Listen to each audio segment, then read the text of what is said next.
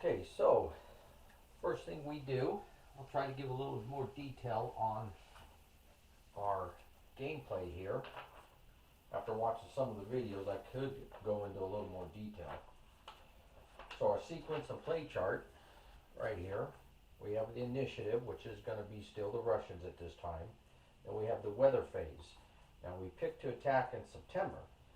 So you go to September, it is day 4, and you see if it's day or night. It's still daytime. And then we roll the dice to see if we get clouds or fogs. And you have to read this colored dice first. And if you roll lower than the numbers that are listed under the cloud and fog, it will be that weather condition. So you read the color die, it's 41. Well, the numbers here in September on day 4 are 11 and 11. So there is no conditions for that. Then we move on to the preparation phase. We perform these phases in order by the first side, which is Russia, and then by the second side. So we have a disruption removal step. Okay? Now, anything that is next to headquarters is automatic removal of one disruption. Right here, the 58th are both next to their headquarters. Now, this is one thing I wanted to start picking on as the American aircraft, especially if I'm flying reconnaissance. But you kind of get into the, excitement of the game and you start wanting to kill tanks. But anyways, this disruption removal is automatic because it's next to the headquarters.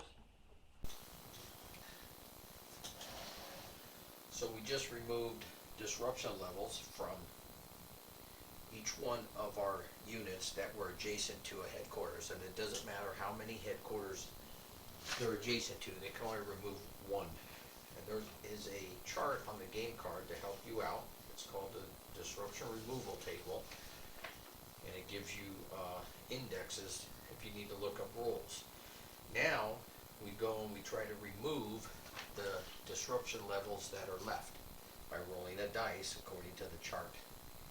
Now, in order to remove the disruption levels, you have to be in supply span of your supply unit. The difference between the range and a supply is ranges count hexes from like air defense units shooting at aircraft, aircraft shooting at ground units. You just count the range. You can count over enemy units, over terrain, it doesn't matter. It can go right through.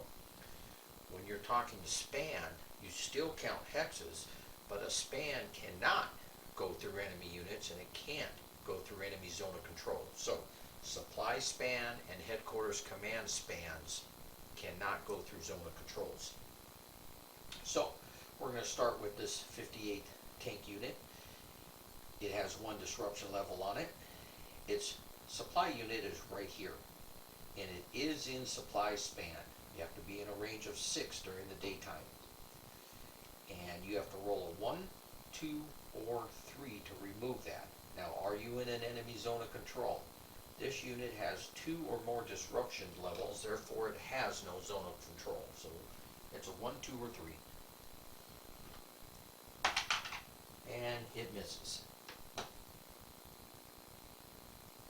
Let's move to this next unit. This next unit has 3 disruption levels. We are going to try to remove that. Is it in supply span of its unit? Well, guess what? It has integral supply. It's a circle, half of it's solid, half of it's clear. That means it doesn't have a supply unit, so you can just roll. Now it has a 3. It's not in an enemy zone of control. You have to get a 1. Oh, you get a 1.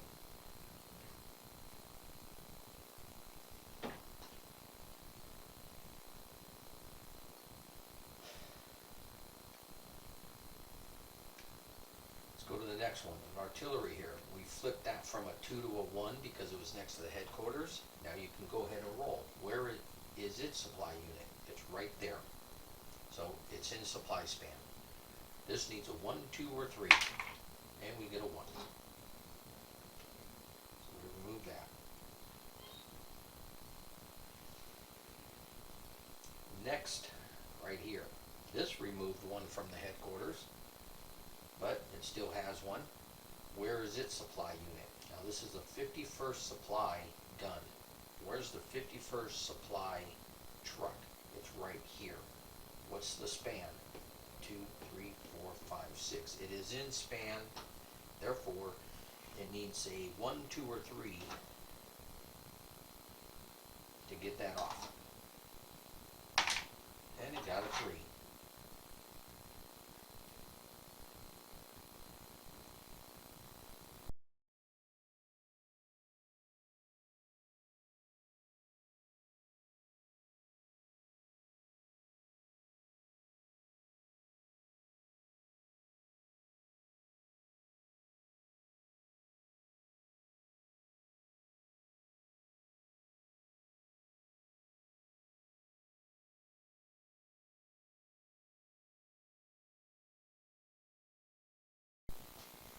So after the disruption removal step, we go to the depletion fire step.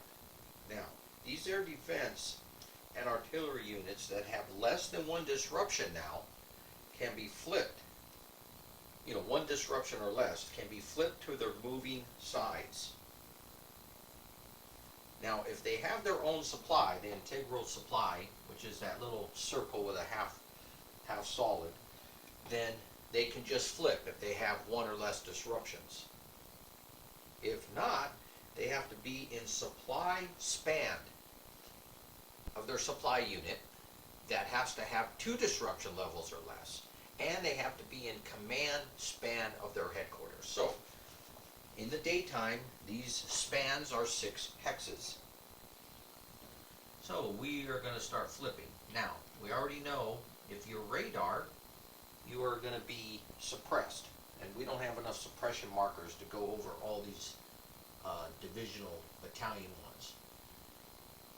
But this one is disrupted, but only one, so I can put on its movie side because I want to get it into a better position. But it is radar, it is being jammed. This one is a 2 disruption, it will stay on its non-moving side. Now this one does not have its own supply, so in order to flip it, its headquarters is here, so it's in its span, and its supply unit is there, and it's within its span. So you're good. This one has 1. I'll probably move it to a better spot, so I want to flip it. Now I put a suppression marker on the headquarters for the 51st SAM regiment, just to tell me that all those are suppressed. I'll probably move the supply truck, so let's flip it. There's another 51st SAM battalion, so is this one. They're all good to be flipped there. This one's the 56. Where's the 56 headquarters? It's down here. 1, 2, 3, 4. It's within its supply, so you're good. Now we have the 52nd. Where's the 52nd headquarters? It's way over here. 1, 2, 3, 4, 5, 6. We're good there. These are all good. This is part of the 51st over here with the supply. You're good. Now we're getting into the 6th Guards Tank Division. Okay, so the air defense depletion for the Soviets are done. Now we move to the American side, the disruption removal. So right here, you have a 2 disruption. There's no headquarters. First you do all the headquarters, and there are no headquarters next to any combat units. Now this one has a disruption because there's a rule that you can move your movement factors, go farther than 6, but you have to put a disruption level on it. So I moved the headquarters an extra movement.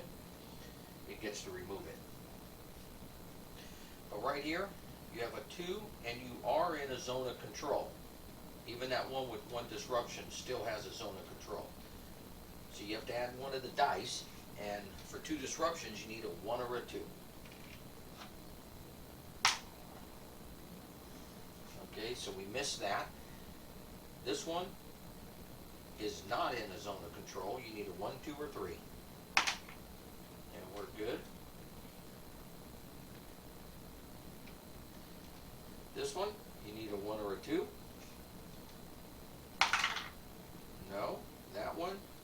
zone of control. You need a 1 or a 2, but you have to add 1, so that missed. This one, you need a 1, 2, or 3, and you're in a zone of control. And that missed. This one, 1, 2, or 3, and you're in a zone of control. And no. And then anywhere else. So the Americans didn't get that many disruptions on. Right here, you need a 1.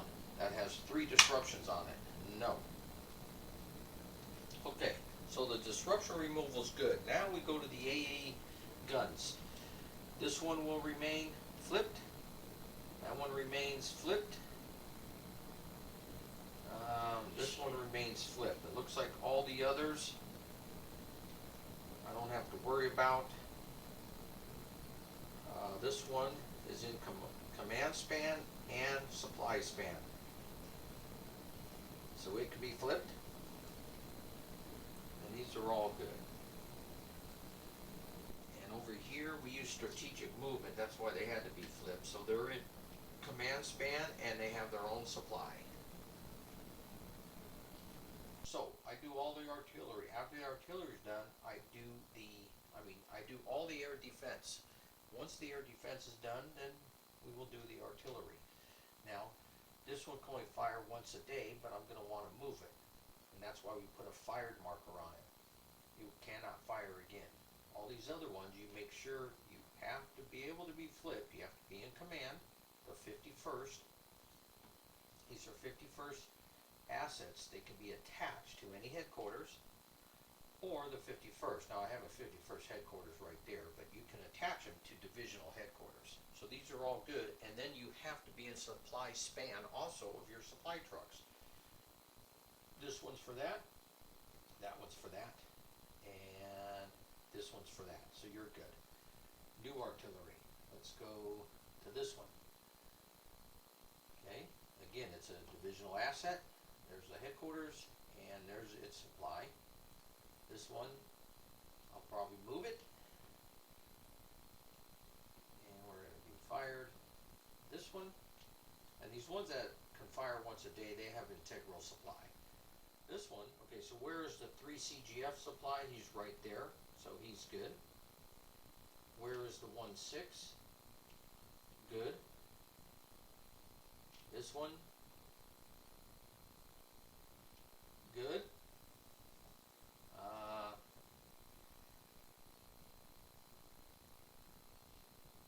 We have another CGF, Central Group Forces. Oh, that's a signal. We don't do that one yet. So here's the first CGF,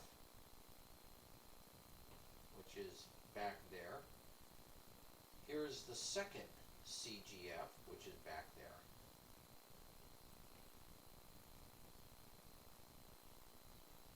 Any others? I think we're good with the artillery. Okay, so all the artillery's been turned except,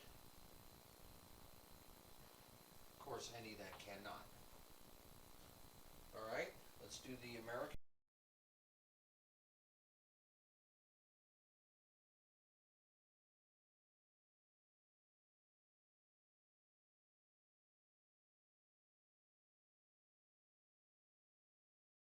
Now we go to the air phase.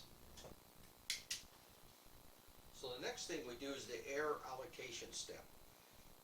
Now what you do is all the planes that are in, and I've already done it, all the planes that are in the refuel rearm go to ready, all the recovery go into the fuel rearm.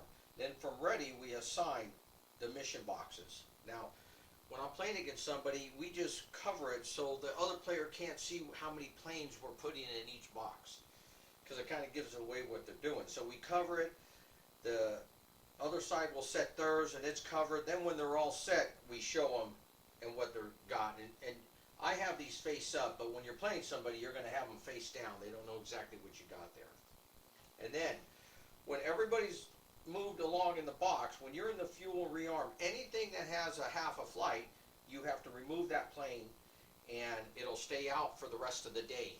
Every new day they come back on. If 2 planes have a half a flight and they're the same plane, then you will just eliminate one and the other one's good to go.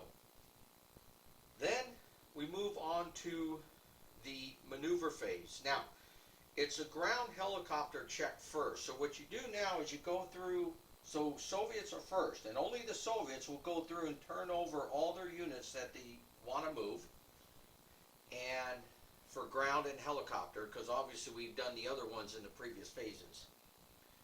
The ones you want to leave in their non-moving side, you can leave them.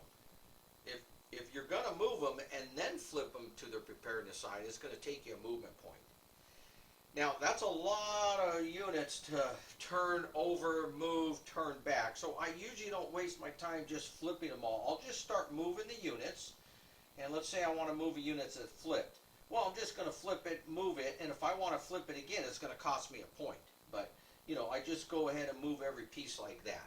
But there is a check, technically, that you would do before you move them all, but that takes quite a bit of more time. So, anyways, I will come back after the maneuver phase. Now, one of my dilemmas here is I wanted to bring in the 51st helicopter and attack in this area and use the copter because he's on a road, which would really give me advantage. The problem is we don't have an electronic control aircraft on the board. Remember, it had to abort last turn.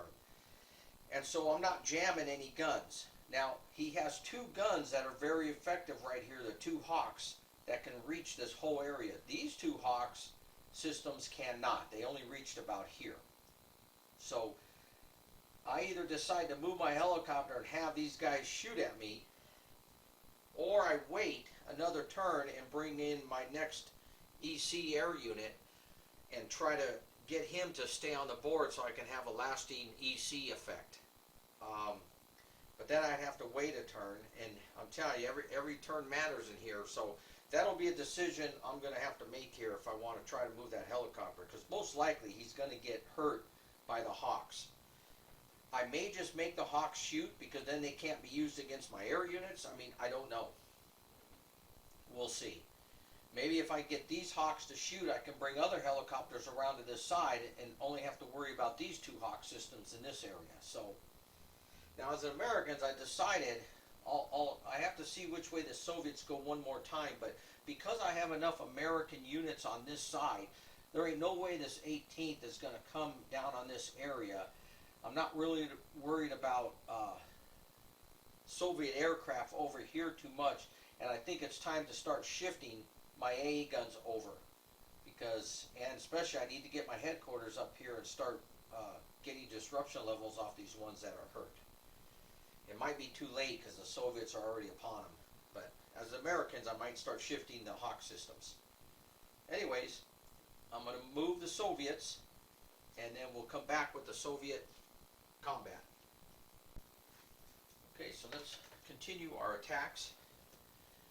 Now, in the maneuver combat phase, every enemy unit that you're adjacent to that has a zone of control dot, you have to attack if you're capable of attacking. That means you can't have one disruption. After it's all said and done, and you're using multiple units, only one side can have one unit in it. Always. It always has to have one side, always has to have one unit. Now, I reserved this movement so we can play this out. Now remember, the electronic control aircraft is not on the board for the Soviets, so these SAMs here can now take a gunshot at this helicopter. So the helicopter is going to move to here. Just in case I hit it, it has to stop moving in the open, so I'm picking the open hex. And we're going to go ahead. Now I have chances here to do a Hawk system 2 on 1, but I don't think it's going to take 2 on 1, and I'll probably get more chances to shoot it down as it's flying up. So we're going to use this one, and we're going to shoot at that helicopter. He has a 4. The helicopter has a 3. We look on our chart here, our combat chart. It's an air defense to a helicopter. You're going to use an attack factor, and you follow whatever letters are on the modifiers. +1 if it's gun armed. Air defense unit. E, -1/2 range. It is not suppressed. K and L is all nighttime and stuff like that. And then the helicopter uses a BFK. So we're just making sure. I always go over when I start a ground, making sure the modifiers are good. Okay, so we're going to go ahead and take this for. It is a +1 for the Americans. And we get a 4. D1 on a helicopter. Helicopter takes a D1, and then we roll for depletion. And it is depleted. Now, because it's given a D1, it's taken out at any kind of combat. And we're going to go ahead and continue it moving to here. Now, do we want to keep shooting is the question. You've already taken it out of the combat. Do we want to save our Hawks for the aircraft or not? Yeah, these won't reach. So the only one really I have left on this side of the board is right here. And I think I'm going to save it for the aircraft. So we say, yes, let it go into position. And it's going to fly to here. You really don't know where it's flying. It is disrupted. It is not involved in this battle. So, back to the Soviets. Do I want to take all these tanks? I have to take, since I'm in a zone of control of this unit, I have to use one of these to attack this. Question is, do I want to use 2 and 2 like that on this tank? That's what I think I'm going to do. So we're going to maneuver combat right here. I'm going to go 5 and 5 is 10 on that engineer. Now remember, the engineers and all these units back here just moved up last turn using strategic movement. So I wasn't able to flip that engineer over to its non-moving side. So, I have no artillery. Do you want to use artillery? Well, I'm going to say the city's pretty important. I can't have these guys taking the city. If I just allow one tank to attack it, I think we'll fairly be safe there. So let's take one artillery gun and let's hit this tank. So we have a 4 hitting a 4. So it's a maneuver combat. It's a ground or a helicopter to a ground J, and it includes indirect fire. Okay, so it is a 0 differential. And it's a 2. And we have a D1. So we went ahead and took this one out of the attack.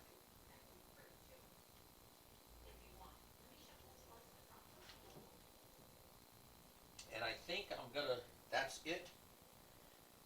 And we'll go ahead and do the attack. I have 5 now on a 4. And you're in a city? What's the defense of being in a city? Urban. Terrain combat. It's a 2 with a modifier of a K. If double the unit's combat factor for non-moving engineer. Yes, see, we didn't get into its non-moving side. So it's a 6, we have a 5. It's actually a -1 Russian attack. And it's a 6. And we have attacker 1. So the Soviets jacked up themselves in that attack.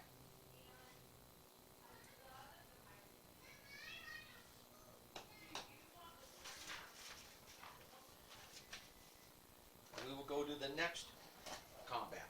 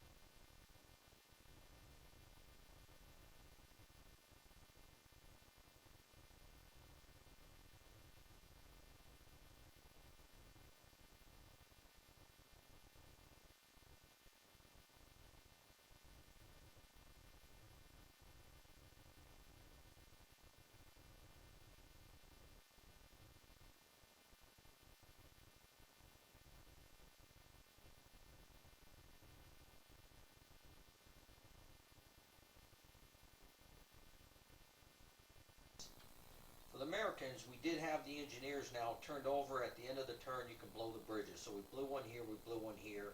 We just don't want uh, the Russians being able to come over the river anymore. And you know, we just want this flanking maneuver to take place. And we try to close the gap here as much as we could. I had to pull 2 helicopters down here to attack that. So let's go ahead and start the attacking. And we're going to start right here.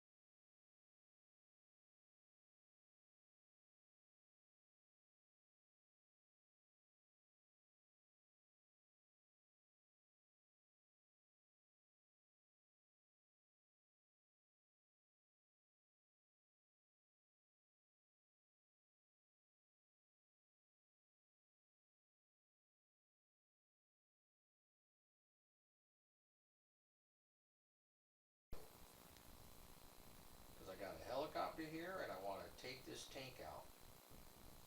Now, check this out. We're going to use this. I'm going to go ahead and use this artillery gun on him. And we're going to go ahead and just use the same die roll. So it is a 2. Another disruption. But now when we go to attack, there's some special modifiers. So the helicopter gets a +1, so it is now a 5. But also, we have a maneuver ground helicopter to ground. We have the C modifier. That's the good one. It says -1 in a rogue urban hex in air support combat or a maneuver combat using an attacking helicopter with any defender movement type except the slash. And that's not the slash. And ignore combat modifiers. I don't think they're in the woods. So, he's a -1. He's a 3. This is a 5. And 2 there for 6, 7. Well, this one's next to this one. He has to engage him. Yeah, that's right. Oh, he can refuse combat. Okay, this one's going to refuse combat too. So we only have the 1 attack. So it's 5 to a 3. And it's +2 to the dice roll. 5. D1. Well, knocked it down to a 3. Alright. That is the end of the Americans' combat.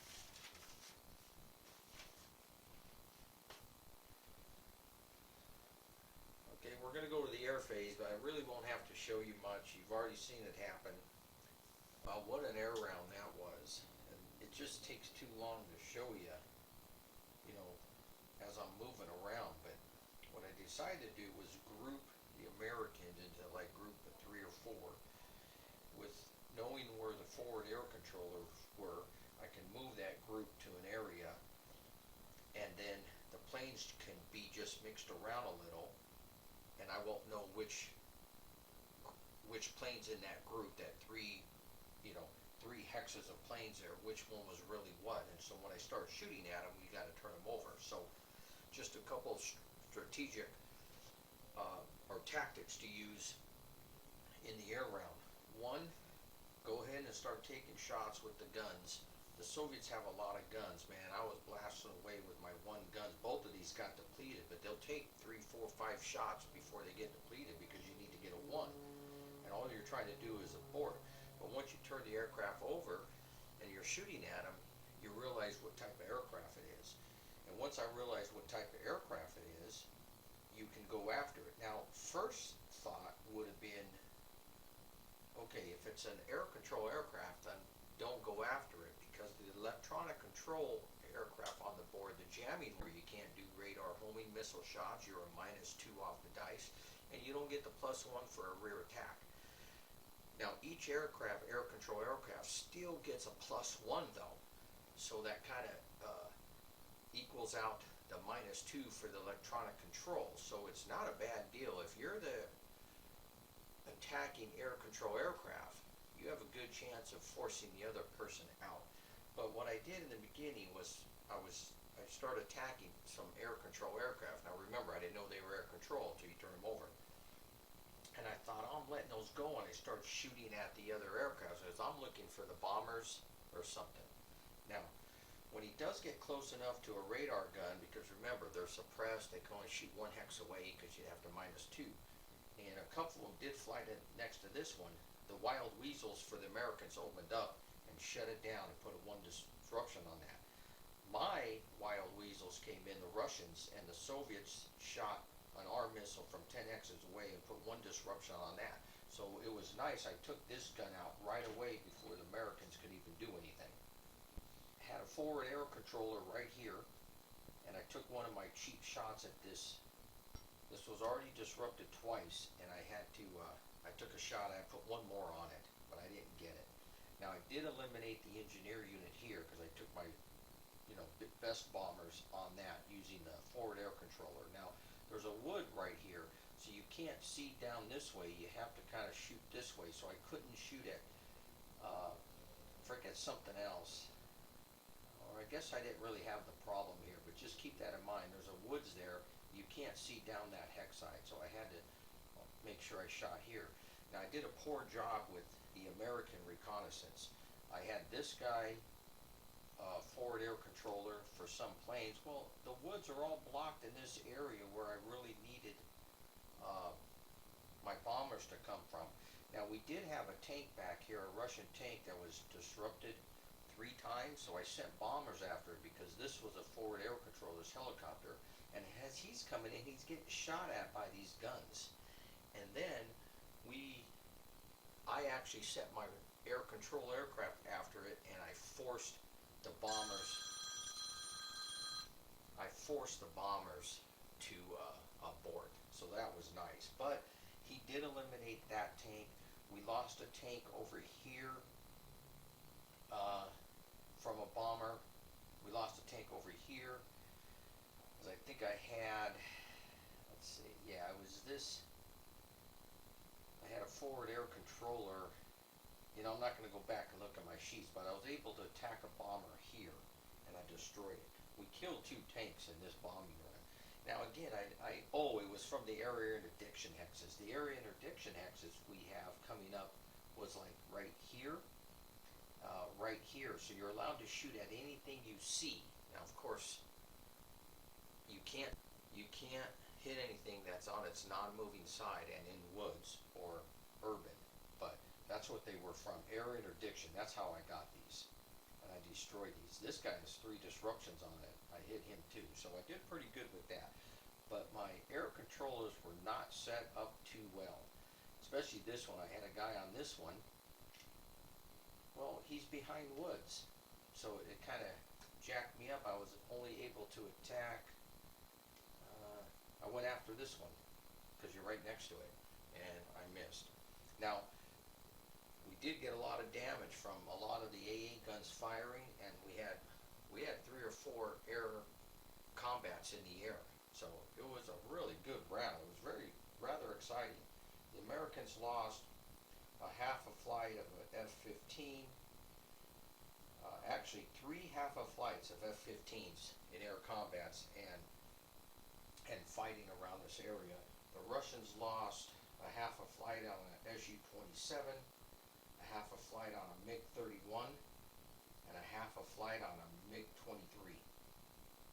So now toward the end of the air rounds, since the Americans were all aborted, they had to go, so all they had left was their electronic control. So I still had my MiG-31s that one got a half flight on, but it wasn't aborted. You can still fly around with a half a flight. It doesn't affect your ability. And so I made them fly down. The AA guns from here to here, I was able to come through here and come around here. Since we disrupted this one, I had my jets finally for once all the way in this area, and I had my electronic control here, and I had Wild Weasel still. The Wild Weasel I used for the seed combat there. He can still do a reacting arm. You can do a regular arm combat and a reacting arm, and I haven't used the reacting arm. And he came around here. Now, what was cool is this main Patriot system shot at, I had 2 sets of air control aircraft that had half of flights, but they weren't aborted.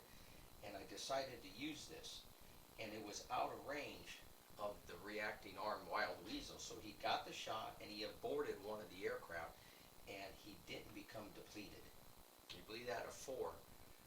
And I rolled like a 5. So he was able to shoot again, and he went after the other air control aircraft, but he missed, and then he got depleted. So that was rather exciting there. But once I was in this area, the American air control aircraft just ran more toward his AA guns over here, and I didn't want to risk any more losses going into the A Hawk systems there. So I kind of just stayed here, he stayed there. So remember, if this is his last hex on the last turn, we can count 10. It's my house rule, because remember, I'm moving 3 hexes at a time. That's the movement ranges on the board. But on the last turn, I'm allowing the electronic air control aircraft only to be 10 hexes from the board, like in the original rules, and then he has lasting electronic control. So we finally pushed the American electronic control aircraft way out over here. So hopefully next turn, or if helicopters fly around, I'm not going to be, I may be far in jamming, standoff jamming, but I won't be close in jamming like the Americans were always here jamming me. So that was kind of cool. I actually pushed them off, and then I was able to keep our electronic control aircraft on the board this time, and we went 10 hexes from the edge. So right here, I'm jamming everything here. So what an air round that was. I tell you, there's just, for people that like that kind of stuff, it is pretty exciting.